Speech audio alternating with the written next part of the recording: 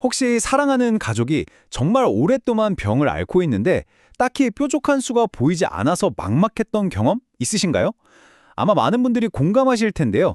오늘은 바로 이런 상황에서 문제의 원인을 전혀 다른 시각으로 바라보는 하나의 치유 철학에 대해 이야기 나눠보려고 합니다. 이 질문 정말 한 어머니의 애타는 마음이 그대로 느껴지죠?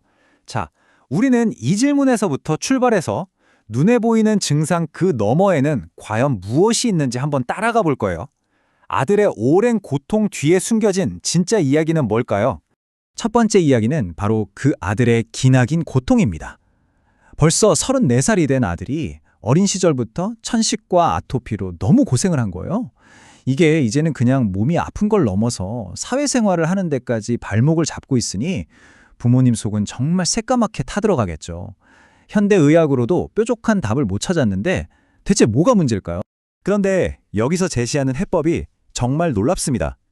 문제의 원인이 병 자체가 아니라 바로 부모와 자식 간의 관계에 있다는 거예요. 몸이 아니라 관계에서 생긴 불협화음이 문제의 시작점이었다는 거죠.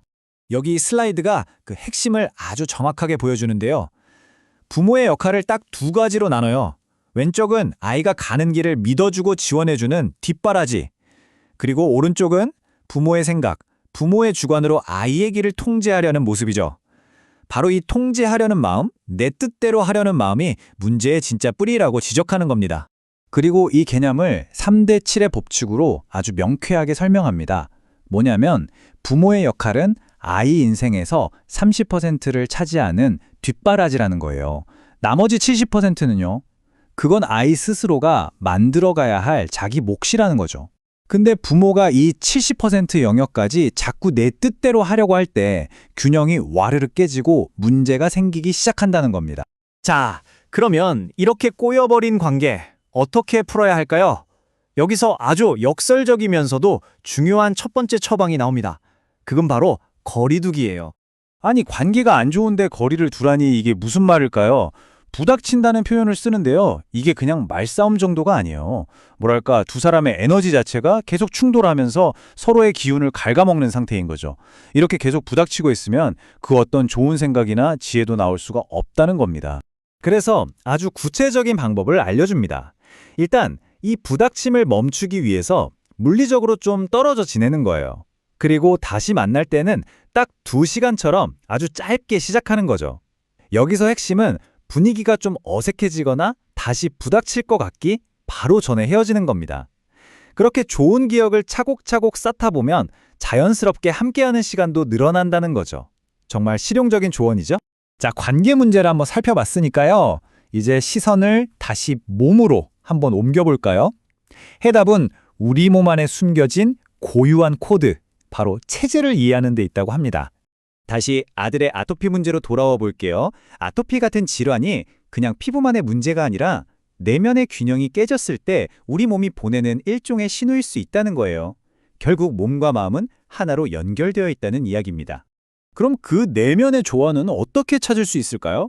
바로 한의학에서 말하는 사상체질에서 힌트를 얻을 수 있습니다. 다들 들어보셨죠? 태양인, 태음인 하는 거요.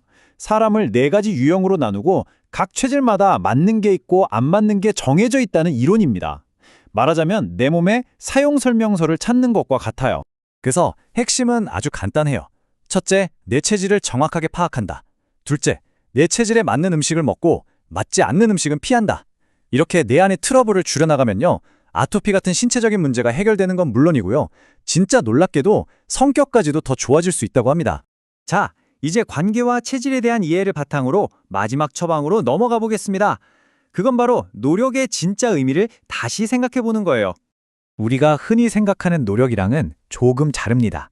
진정한 노력은 2단계로 이루어져 있어요. 첫 번째 단계는 이런 원리를 듣고 이해하는 공부. 근데 여기서 멈추면 아무 소용이 없겠죠? 그래서 반드시 2번째 단계, 즉 배운 걸 내 삶에 직접 부딪혀가며 적용해보는 실천이 따라와야 합니다. 이 공부와 실천 2가지가 합쳐져야 비로소 진짜 노력이 되는 거죠. 그리고 이 노력에는 시간이 걸립니다. 아주 현실적인 시간표를 제시하는데요. 비교적 가벼운 문제는 한 100일 정도 꾸준히 노력하면 바로잡을 수 있대요. 하지만 아들의 병처럼 아주 오래되고 뿌리 깊은 문제는 최소 3년은 노력해야 한다고 말합니다. 그만큼 변화에는 인내가 필요하다는 뜻이겠죠. 노력만큼이나 중요한 게 또 마음가짐입니다. 이 문장 한번 가만히 들어보세요. 자식을 걱정하는 것은 그 아이가 당신이 걱정하는 바로 그 모습이 되라고 말하는 것과 같다. 와, 정말 무서운 경고죠. 부모의 걱정이 그냥 감정이 아니라 자녀의 현실에 직접 영향을 미치는 강력한 에너지라는 겁니다. 자, 그럼 오늘 나는 이 모든 이야기들을 하나로 꿰뚫은 아주 멋진 비유로 마무리를 해볼까 합니다.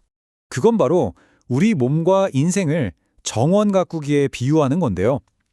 사실 오늘 이야기한 것들 중에 딱 이 비유 하나만 제대로 기억하셔도 핵심은 다 가져가시는 거라고 생각해요. 한번 보세요. 정원사가 식물의 본성을 알아야 하듯이 우리도 자신의 체질을 알아야 하고요. 식물에 맞는 햇빛과 물을 줘야 하듯이 우리는 올바른 음식과 행동을 해야 합니다. 또 시든 식물이 회복되길 기다려주듯이 우리 삶의 문제도 100일 혹은 3년이라는 노력의 시간이 필요하죠. 그리고 마지막으로 정원사가 식물이 스스로 자라도록 돕는 것처럼 부모의 역할도 통제가 아니라 인내심 있는 뒷바라지여야 한다는 것. 모든 게 딱 들어맞죠? 정말 멋진 비유 아닌가요? 오늘 우리는 한 어머니의 간절한 질문을 따라서 관계와 몸, 그리고 노력에 대한 하나의 치유 철학을 살펴봤습니다. 마지막으로 여러분께 이 질문을 남겨드리고 싶네요. 지금 당신의 삶에는 어떤 정원을 가장 세심하고 인내심 있는 돌봄이 필요한가요? 그게 가족 관계일 수도 있고 나 자신의 건강 혹은 오래된 습관일 수도 있겠죠. 오늘 나눈 이야기가 그 정원을 가꾸는데 작은 씨앗이 되기를 바랍니다.